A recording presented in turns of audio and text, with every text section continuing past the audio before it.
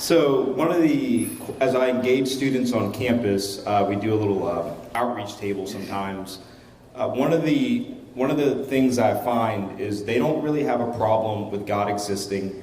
They're actually pretty cool with Jesus. But one of the things that disturbs them the most is the Old Testament portrait of God and his violence or apparent violence. The seemingly allowing women to be oppressed, the killing of the Canaanites, all of those things, and then all of a sudden we get Jesus on the scene, and so they're kind of confused about, okay, so I don't like God if he is like that. And Jesus must not be God because Jesus is not like that. All right, excellent question. Let's deal with the Canaanite problem because it's the most difficult of all problems, I think.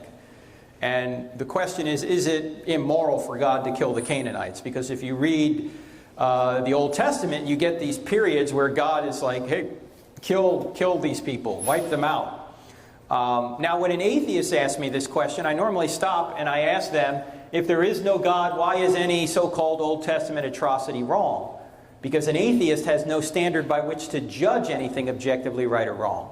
If we're just molecules in motion, if we're just moist robots, there is no morality. There is no moral standard. So an atheist has to steal a moral standard from God in order to say God is immoral. But the atheist does have a good question for us. To say, well, you're claiming your God is a God of love, why does he do stuff like this? So it is a fair question, so let's deal with it directly. My first question here is to ask this. Is God arbitrary, or does he give reasons for judging people in the Old Testament? He gives reasons, right? He doesn't just wake up like some sort of mafia boss going, Canaanites, I want them dead. No, he is giving these people warning after warning about what they're doing, and he wants to get them out of the land so the promised people can get in the promised land to bring forth the promised Messiah and save the world, but they're not cooperating. 400 years of this, and what was probably the worst thing they were doing? Does anyone know who that is? That's Molech. That's the metal idol that they would heat up. You see the fire here. And this metal idol would get really hot, and they would put their children on the arms of this molten hot God and basically watch their children sizzle to death.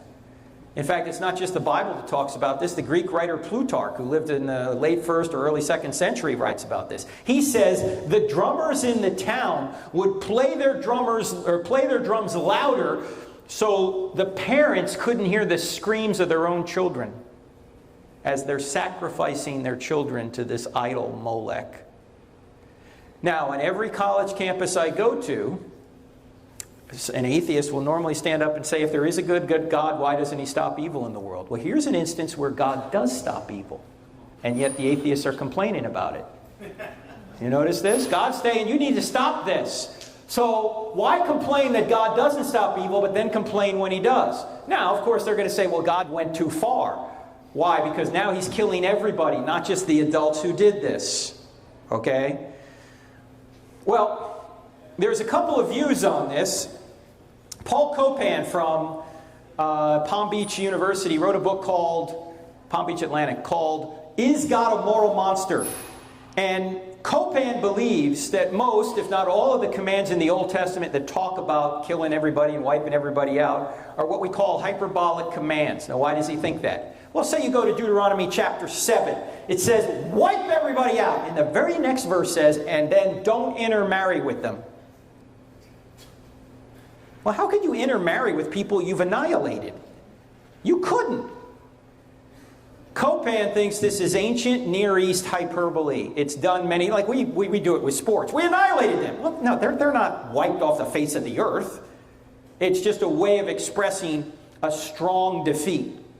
So that's what 𝗠𝗏𝗏 thinks. Clay Jones at Biola University thinks, no, these are literal commands. Let's assume they're literal commands. Let's assume they are. Wipe everybody out. How do we deal with that? Let me ask you the next question then. Is God committing murder by ending lives on earth? When God kills somebody, does he murder them?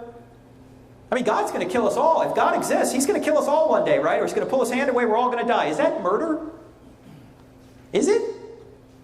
No, God can't murder anyone. He's the giver of life. He can resurrect life.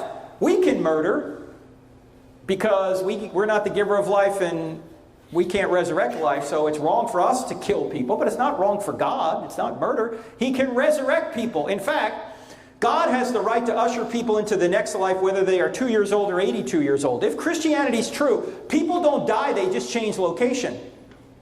They just go from this life to the next life. And it's up to God when that happens. So, if these are literal commands to wipe everybody out for a reason, by the way, he's trying, as I said earlier, trying to get the promised people in the promised land to bring forth the promised Messiah, God has the authority to do that. Now, you might not like that, and I might not like that, but this is what is known as judgment. It's judgment. And God is just. Finally, the Old Testament theocracy, and it is a theocracy, was unique and temporary. It was not the ideal for all time, but the means to a promised new covenant. Here's 𝗦𝗢𝗗𝗧𝗏's book, by the way.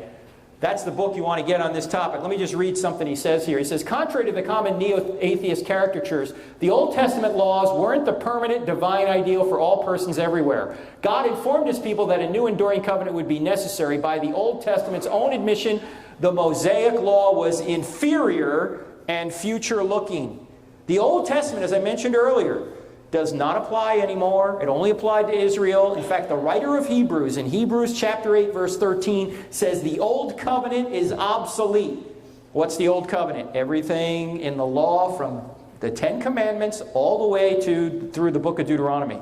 You say, Frank, the Ten Commandments no longer apply to Christians? Nope, they don't. Unless they're repeated in the New Testament. And 9 out of the 10 are. The only one that isn't is keep holy the Sabbath. Why? Because Jesus is the Sabbath. He's our rest. Yeah, they're repeated in the New. They're binding on us not because they're the Ten Commandments. They're binding on us because they're repeated in the New Testament.